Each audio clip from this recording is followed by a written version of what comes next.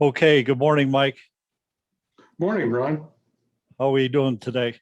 I am doing well. Hopefully you are too. Funny weather last night. Yeah, that's just crazy. A record snowfall for late in April. Yeah, Yeah, go figure. that's why you're not supposed to plant your pansies until after Derby. Exactly right. Frost-free date. Okay, well, we're here today to talk about the history of the Kentucky and Indiana Model Railroad Club, the K&I Model Railroad Club, and kind of the history of Mike. So before we get started with the history, can you tell us a little bit about yourself, about Mike? Are you a Louisville native?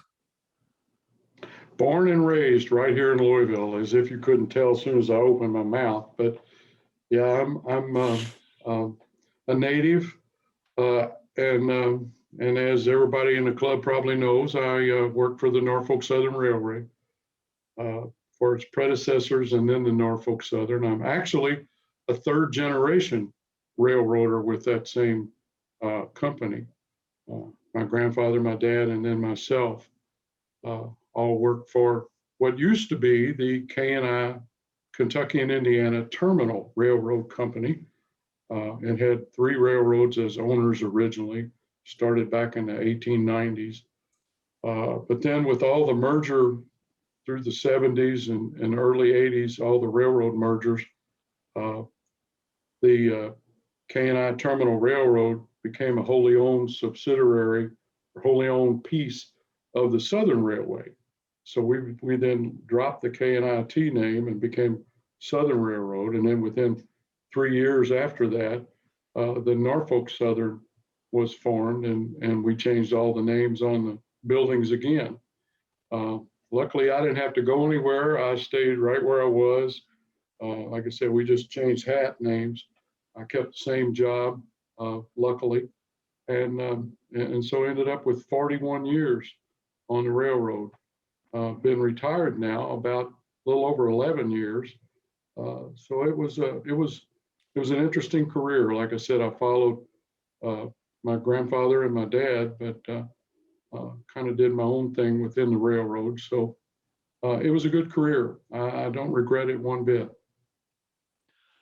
You're retired, but you're almost as busy as when you were working. Yeah.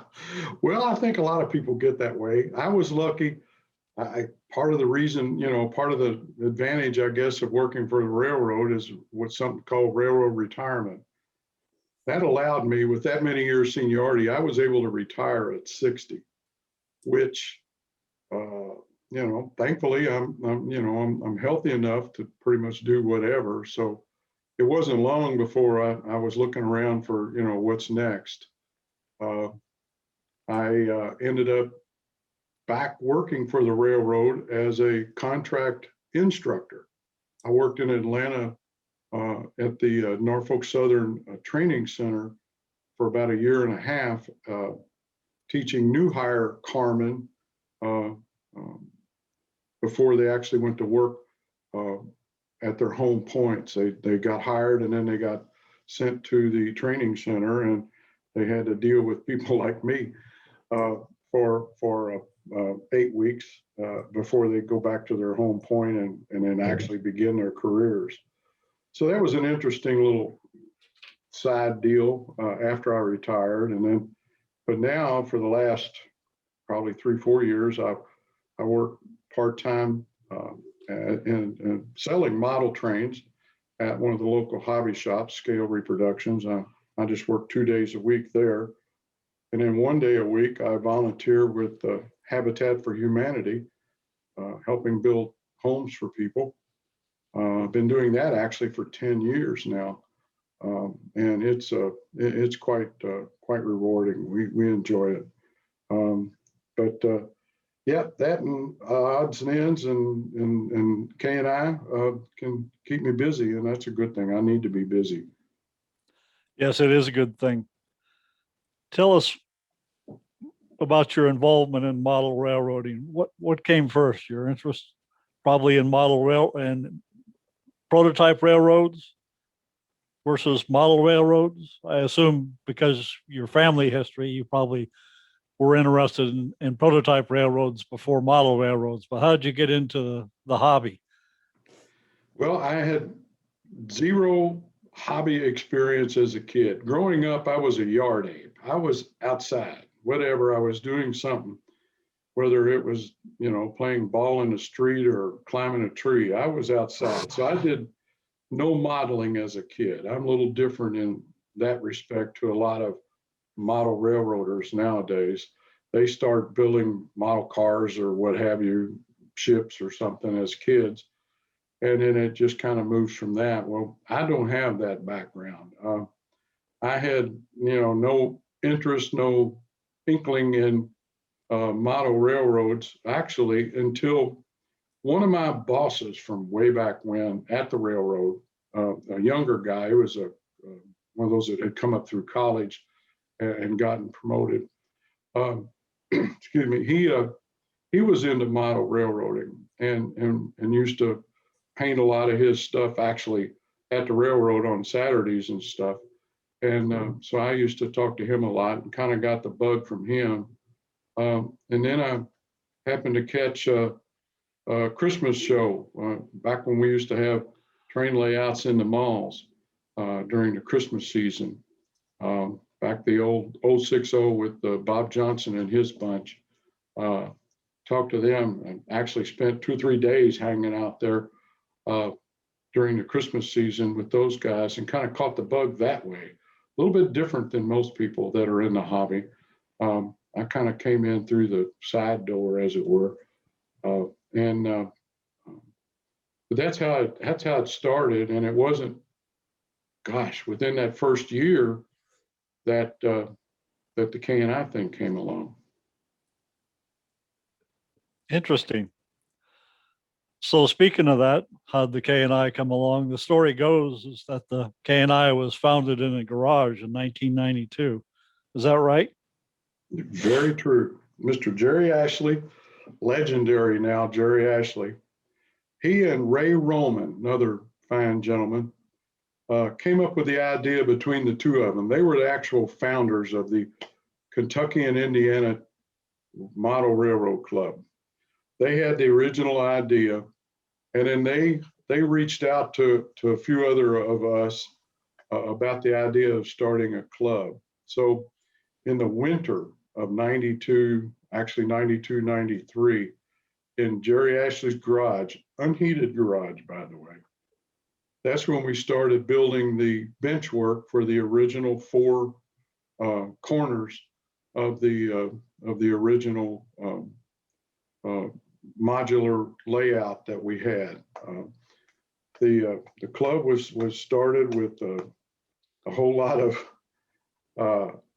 ideas that were kind of contrarian, in that we weren't going to have a name. We were definitely not going to have bylaws, and God forbid, no dues. If we needed to buy something for the club, we would just pass a hat. You need to give us $5 to do this or that. And we were all fine with that because there was only 6 of us originally. The original bunch of folks, there was just 6. There was Jerry Ashley and Ray Roman, like I already mentioned.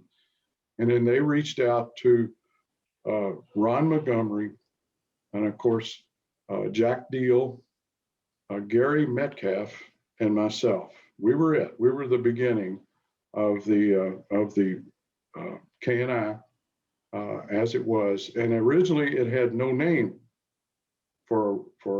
because that's what we decided. And in fact, I discovered here a while back and passed it on to our historian, Rick Ware, a printout on good old fanfold dot matrix paper of probably one of the original rosters. And it was at the top of the page, it said, "No name club roster." And that was kind of the deal. Now that changed once we started actually doing some shows, actually started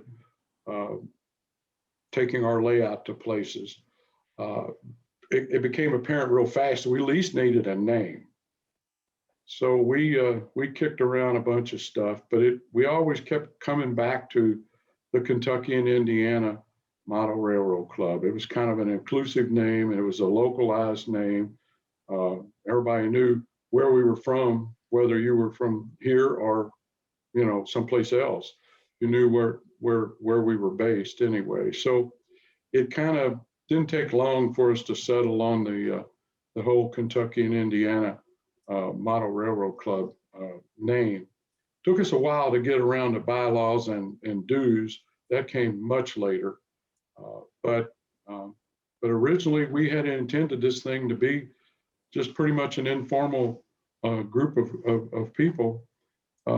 And each guy would build a straight section, and the club would own the corners and at that time, the power packs, the transformers.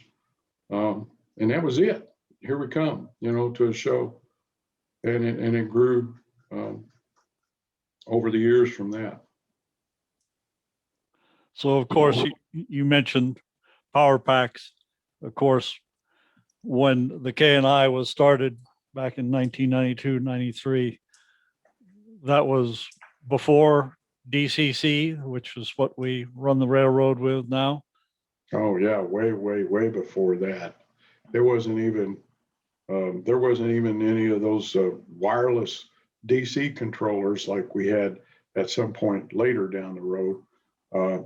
It was all strictly, the old proverbial MRC transformers, one for each main line, and we didn't even have crossovers to start with, because that was a electrical issue when we did that. So we shied away from that. So when we were run our trains at shows, it strictly was just 3 trains running in circles, and they were totally electrically isolated from each other.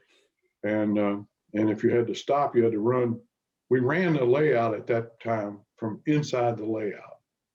We had all the transformers actually inside the layout, and we were there, and we would just talk to people across the layout. And if something happened, you'd have to run to the other end of the layout to turn off the transformer or whatever. So yeah, it was a, as they say, a simpler time. And so you fellows were all agile enough in those days to be able to get under the layout. Yeah, most of us pretty much were. Yeah, at that point in time, we weren't all antiques like we grew to be. So yeah, we could crawl under the layout, because that's what you had to do to get in and out of it. You had to crawl under it just to get into the operating area, the pit we called it. So yeah, we were at that time. So you're kind of an important person, because you are the last surviving member of the original members. I'm the last one still in the club. I found out a year or two ago that Gary Metcalf is still around and still alive, and I'm glad for that. But Gary dropped out of the club probably 20 years ago, maybe, give or take. So he hasn't been involved with the KNI. That's why I lost track of him. I didn't even know he was still around. But yeah, there's technically 2 of us still upright from that original 6. I forgot about Gary. He occasionally comments on railroad things in general on Facebook. Yeah, he's still an active model railroader. He's one of those guys that, he does his thing, and good for him. I see him at the hobby shop every once in a while. That's how I found out he was still with us. I didn't realize that. So we have a location now at 4th and Winkler in downtown Louisville, but that hasn't always been our location. Give us a little rundown on a few of the places we've been during the long tenure. Well, for the first few years, and you guys have to forgive me because the actual dates escape me, and I don't know. But for the first few years, it was strictly take your piece of the railroad home with you. And then whenever we would have a show coming up, whoever happened to be like the show guy at the time, here again, we didn't do much for titles and positions, but somebody would have to take the lead for an upcoming show. And then you would poll the members and see who could make it, who could get their stuff there, who could pick it back up and take it home with them. And then based on that, you decide what kind of a layout you were going to have at that show, how big it was going to be and how you would set it up. Because some of the modules were 4 foot, some of them were 8 feet long. Ron Montgomery, he built a 16-foot long yard, which was really handy for us, but it was a real kind of a pain to set the layout up and make it come out correctly based on that. So we dealt with that for a long time. For the most of the time, Jerry Ashley kept the corners and the club property at his place, and then he would bring that to the show. And then like I said, we would each bring our own pieces. So that went on for a few years. Then we had this short-lived thing with Division 8, where it was an old body shop that somebody got, and I'd actually forgotten about it until I read the written history that Jack Teal has on our website. And it was an old body shop, and for just a short period of time, we would set the layout up in there, and we would have our meetings, the K&I meetings, and we would also have Division 8 meetings there. But it was anything but ideal, and it just didn't last long, probably, thankfully. So then we were back to everybody taking their stuff home with them and bringing them in on their, like my original module was 8 feet long, but I made it in 2 4-foot sections so I could get in a car. I didn't have a truck or anything at the time. So we all had to transport. And then at some point down the road, one of our members at the time, not a member anymore, had a son who owned the place called the Nova Building off Blankenbaker Lane in Bluegrass Industrial Park. And it's one of these suite office type places where people would have a dentist office or an optician or some such thing as that, all one next to each other in a building. And he had some empty space. So our member at the time twisted his son's arm so that we could get into one of those empty places. And we got in there and set up our layout there. And then the members could come in there and run trains with the layout set up.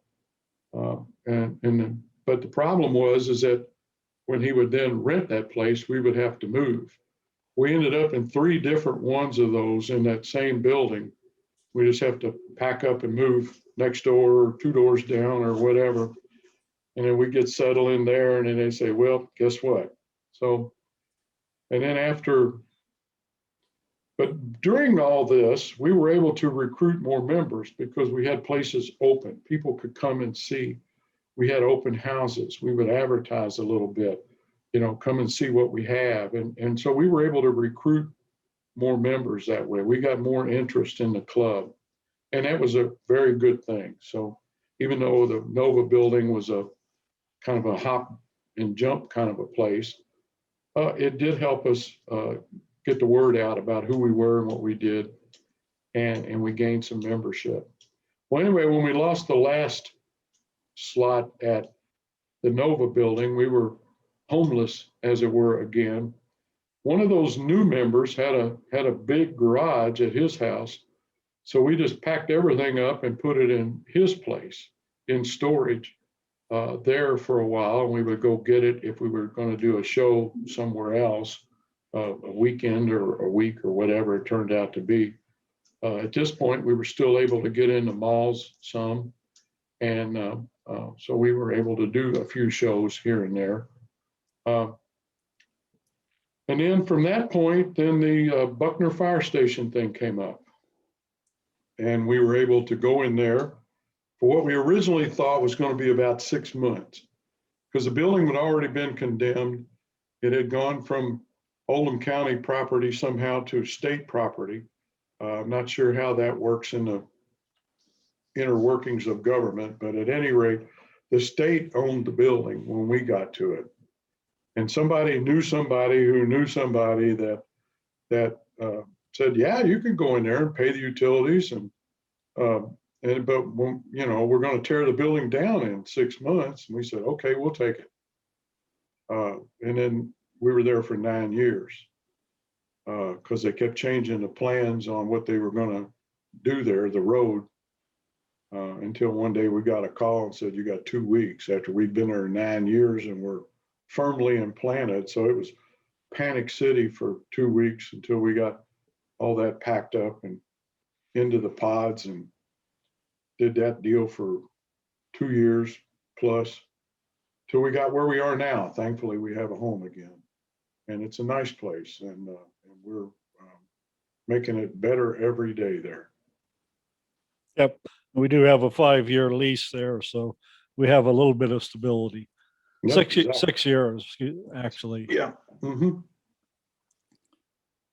So the club currently has 37 members.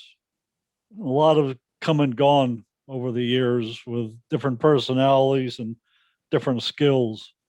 How does everybody get along together? Good question. It's the same with the K&I as it is with any other group of people. We all come together in the K&I for one reason. We like model trains.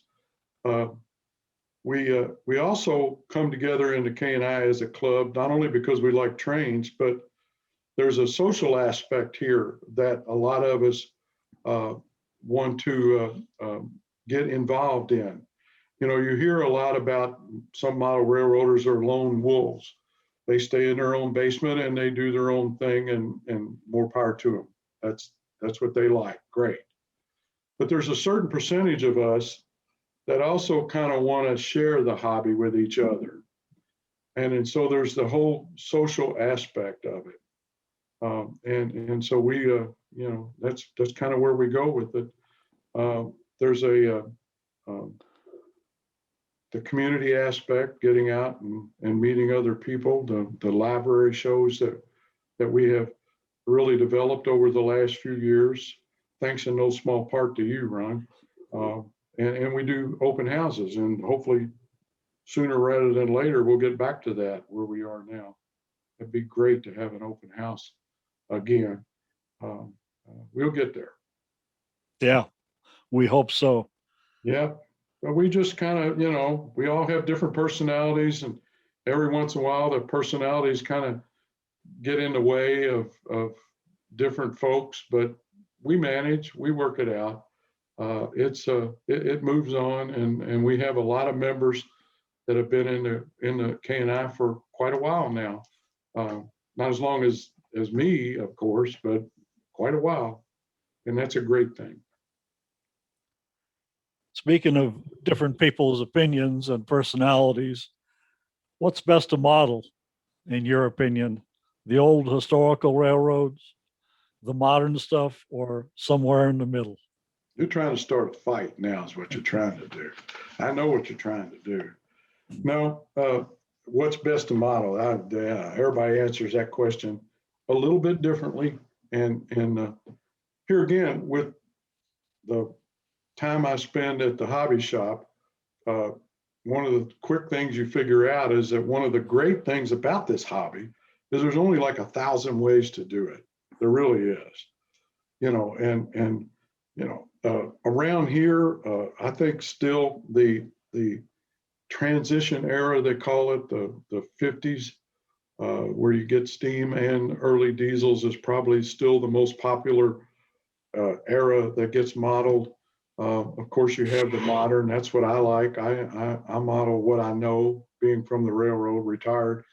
I model modern equipment. And of course, then there's those 60s and 70s kind of in between there. And I mean, there's people here in town that model Civil War railroads. So there's choose one. That's what I recommend to everybody. Choose one and go with that, and not buy just everything that suits your fancy. But yeah, it's other than me doing modern, I don't know what to tell you what's best. I think it's kind of what lights everybody else's fancy. A lot of people like to model what they saw when they were kids. Most of us like to model some railroad slash era slash area that they're familiar with, that they remember, that they know. Go back to your childhood or right now or what have you. But it's everybody kind of models something that resonates with them, either when they were a kid or even now. So yeah, that's the whole deal. So often model railroaders decide to focus their attention on a favorite railroad. Can I assume that your favorite railroad is the Norfolk Southern? Here again, I model what I know. And yes, and I do have some UP equipment also. I'm kind of in between the two, but mostly NS. Yeah, most of my stuff is Norfolk Southern. Yes, it is. Okay. We briefly touched before on railroad technology. Has there been a lot of technology changes in your model railroading history? Oh yeah, quite so. From Athearn blue boxes for $25 to locomotives now that have not only computer chips but sound and are programmable to do just about any kind of uh, function you want them to do. Yeah, technology has exploded, and it's a good thing. As you know, I kind of get into that myself. We still have a lot of modelers that are just happy with the MRC power packs, and more power to them. It's a it's definitely a viable way to go. But a lot of people, and the K&I club went that way. A lot of people are interested in all the digital stuff, all the different things that you can do using computer chips in the whole digital world, and new stuff coming out all the time. All the different things you can do not only with the locomotives but with animation on the layout and uh, you name it. It's been an explosion, and it hasn't stopped yet. It hasn't slowed down one bit. You see new stuff all the time coming out. Good.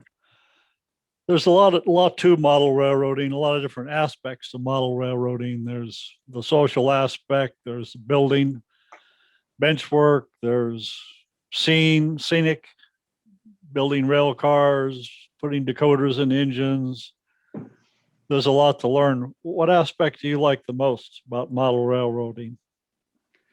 Well, I think based on what I said a little while ago about not having modeled much as a kid, I'm a terrible modeler. I admit that to everybody that I run into. Trying to get a kit together so that it looks like it should is quite a struggle for me, and I freely admit that. But model railroading being the hobby that it is, and like you just mentioned, there's a lot of different facets to it.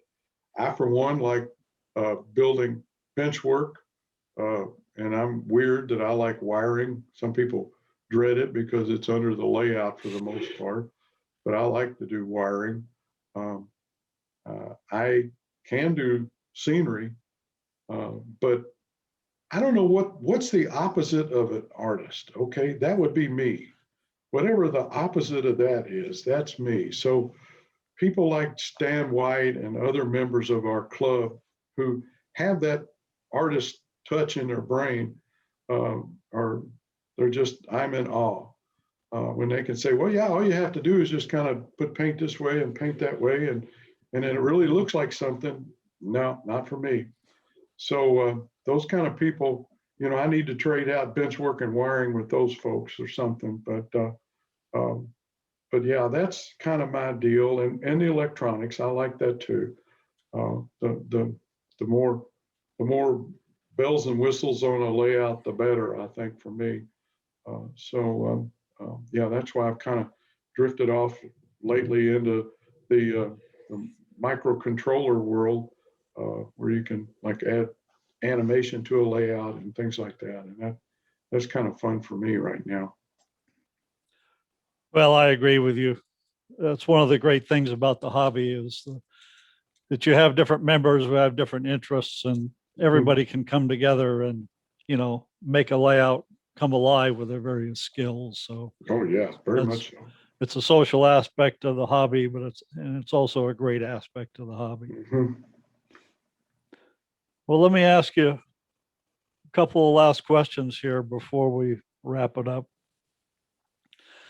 A big question is, you've been a member of the KNI for 28 years.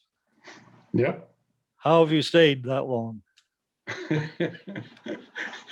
Yeah, I guess a lot of people would like to know that, especially when you go back and look through the rosters of folks that have come and gone.